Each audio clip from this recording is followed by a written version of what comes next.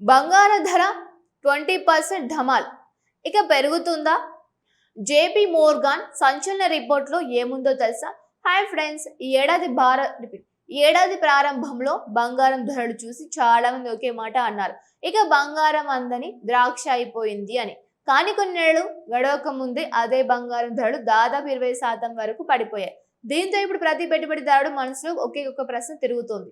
ఇదేనా బంగారం కొనడానికి సరైన అవకాశం, లేక ఇంకా ధరలు పడిపోతాయి? మరోవైపు ప్రపంచ దిగ్గజ బ్యాంక్ జేపీ మోర్గన్ మాత్రం మరో సంచలన అంచనా వేసింది. 2027 నానాటికి బంగారం మళ్ళీ కొత్త రికార్డు సృష్టించే అవకాశం ఉందని చెబుతోంది. అదే సమయంలో హెచ్ఎస్బిసి మాత్రం తన అంచనాలు తగ్గించింది. మరి ఎవరిని నమ్మాలి? బంగారం నిజంగానే మళ్ళీ పరుగులు పెడుతోందా, లేక ఈసారి దీర్ఘకాలం ఒత్తిడిలోనే ఉంటుందా? ఈ వీడియో చివరి వరకు చూస్తే బంగారం ధరలను ప్రభావితం చేస్తున్న అసలు కారణాలు, అమెరికా ఫెడరల్ రిజర్వ్ నిర్ణయాల ప్రభావం, డాలర్ బలం, కేంద్ర బ్యాంకుల కొనుగోళ్లు, ప్రపంచ ఆర్థిక పరిస్థితులు, అలాగే సాధారణ పెట్టుబడిదారులు ఇప్పుడు ఏం చేయాలో పూర్తిగా అర్థమవుతుంది.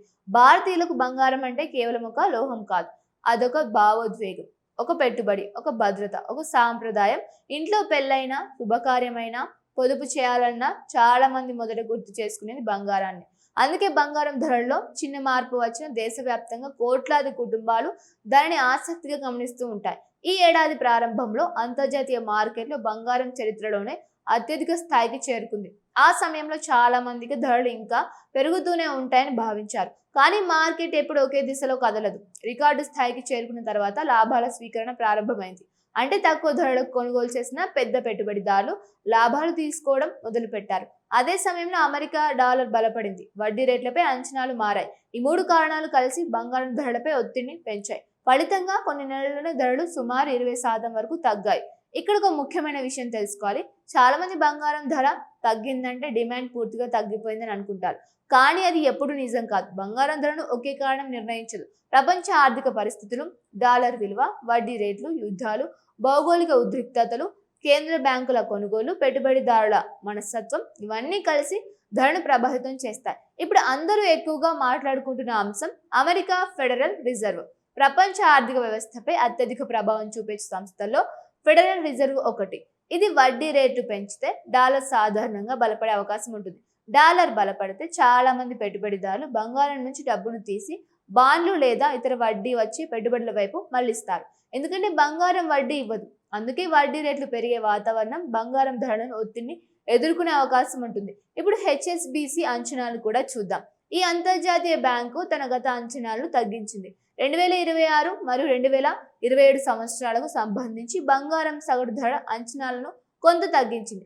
మిగిలిన నెలల్లో బంగారం ఒక పరిమిత ధరల పరిధిలోనే కదిలే అవకాశం ఉందని తెలిపింది.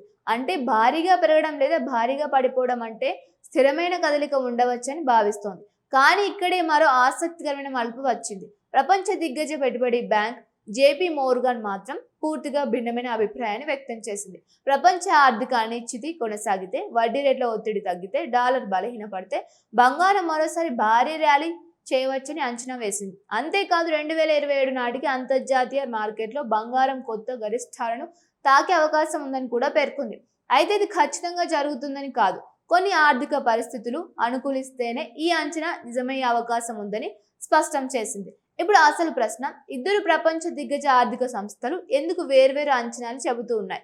దీనికి కారణం మార్కెట్ భవిష్యత్తు ఎవ్వరు 100% చెప్పలేరు. ప్రతి సంస్థ తన సొంత ఆర్థిక నమూనాలు, డేటా, అంచనాల ఆధారంగా మాత్రమే విశ్లేషణ చేస్తోంది. అందుకే ఒకరు ఆశావాహంగా కనిపిస్తే మరొకరు జాగ్రత్తగా వ్యవహరిస్తారు. పెట్టుబడిదారులు ఈ అంచనాలను సూచనలుగా మాత్రమే చూడాలి, ఖచ్చితమైన భవిష్యత్తుగా కాదు.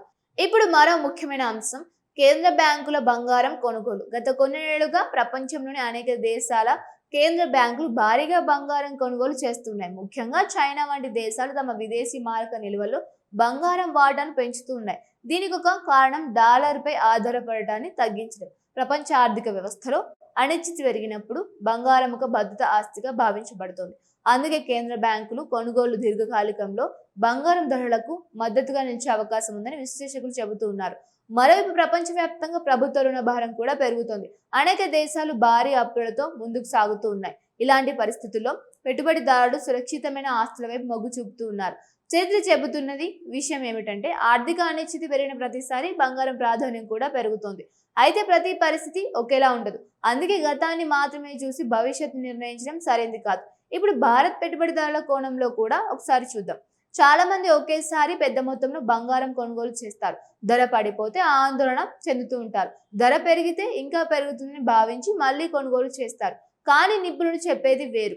దీర్ఘకాలిక లక్ష్యాలతో పెట్టుబడి పెట్టేవారు ఒకేసారి మొత్తం పెట్టుబడి పెట్టకుండా దశల వారీగా కొనుగోలు చేయడం ద్వారా ధరల మార్పులు ప్రభావాన్ని కొంతవరకు తగ్గించవచ్చని చెబుతూ ఉన్నారు. ఇది ఒక సాధారణ పెట్టుబడి విధానం మాత్రమే. ప్రతి వ్యక్తి తన ఆర్థిక పరిస్థితులు, లక్ష్యాలు, రిస్క్ తీసుకునే సామర్థ్యాన్ని బట్టి నిర్ణయం తీసుకోవాలి. ఇప్పుడు మరో ప్రశ్న, బంగారం ధరలను రాబోయే నెలలో ఎక్కువగా ప్రభావితం చేసే అంశాలు ఏమిటి? మొదటిది, అమెరికా ఫెడరల్ రిజర్వ్ వడ్డీ రేట్ల నిర్ణయం. రెండవది, ప్రపంచవ్యాప్తంగా భౌగోళిక ఉద్రిక్తతలు. మూడవది, గోల్డ్ ఈటీఎఫ్లలో పెట్టుబడులు మళ్ళీ వస్తాయా లేదా అన్నది. నాలుగవది, డాలర్ బలం. ఈ 4 అంశాలు ఎలా మారుతాయో దాని ఆధారంగానే బంగారం దిశ కూడా మారే అవకాశం ఉంది. ఇప్పుడు ఒక ముఖ్యమైన విషయం చెప్పాలి. బంగారం ధరలు ఎప్పుడూ నేరుగా పైకి మాత్రమే వెళ్ళవు. మధ్యలో హెచ్చుతగ్గులు సహజం. అందుకే తక్కువ కాలంలో లాభం కోసం కొనుగోలు చేసే వారికి రిస్క్ ఎక్కువగా ఉండవచ్చు. కానీ చాలా మంది బంగారాన్ని సంపద రక్షణ కోసం, ద్రవ్యోల్బణానికి వ్యతిరేకంగా ఒక రక్షణ సాధనంగా చూస్తారు. అందుకే బంగారం పాత్ర ప్రతి పెట్టుబడిదారుడి పోర్ట్ఫోలియోలో వేరువేరుగా ఉంటుంది. చివరిగా ఒక విషయం, ప్రస్తుతం బంగారం ధరలు పడిపోయాయని చూసి వెంటనే భారీగా కొనుగోలు చేయడం కూడా సరైనది కాదు.